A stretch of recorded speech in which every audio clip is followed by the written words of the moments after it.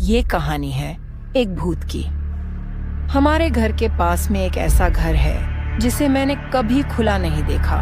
इस घर को लोग प्रेत बाधित बताते हैं और कोई भी वहां जाने की हिम्मत नहीं करता है। इस घर के खिड़की दरवाजे सब टूटे हुए थे।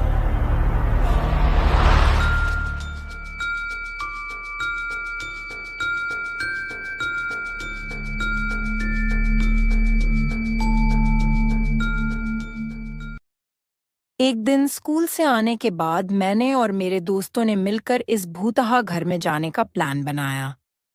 मैं बचपन में बहुत निडर था, लेकिन मेरे दोस्त थोड़े डरपोक किस्म के थे। उन्होंने पहले तो मना कर दिया कि उनके घर वालों को पता चलेगा तो अपनी चमड़ी उधेड़ देंगे, लेकिन मेरे ज्यादा समझाने पर वो राजी हो गए। हम टूटी दीवार से घर के आंगन में आए। वहां पर एक टूटी खिड़की थी, जहां से अंदर जाना आसान था। हम वहां से अंदर चले गए। पूरे घर में अंधेरा छाया हुआ था और उस घर से अजीब बदबू आ रही थी। हम घर की चीजों को ध्यान से देख रहे थे, तभी हमें एक दीवार पर कोयले से लिख रखा था, मुझे मार दिया गया है। हम ये देखकर डर गए, लेकिन फिर सोचा कोई मजाक करने के लिए लिख गया होगा।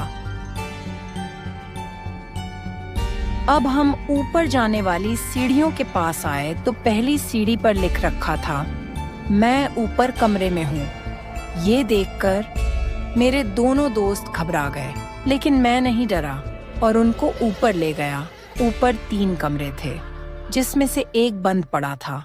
हम उस कमरे में गए। कमरे में घुसते ही सामने दीवार पर लिखा था, मुझे इस कमरे में ढूंढो।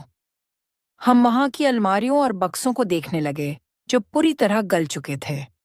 तभी एक अलमारी के अंदर लिख रखा था, मेरा सिर दाएं कमरे में और धड़ बाएं कमरे में है।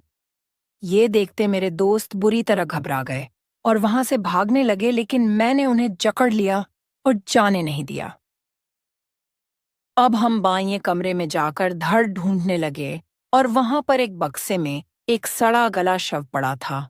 इस बार तो मैं भी डर गया, लेकिन बिना पूरी तहकीकात किए वहां से नहीं जाने वाला था।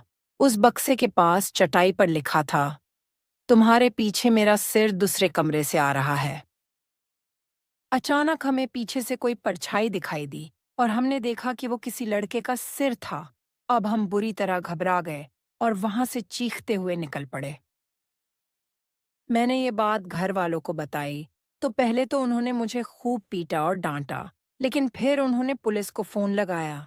पुलिस ने उस घर में तहकीकात की तो उन्हें बक्से में बंद शरीर तो मिल गया, लेकिन सिर कहीं नहीं मिला। तब से आज तक मैं ऐसे भूतहा घरों में तहकीक करने से डरता हूँ।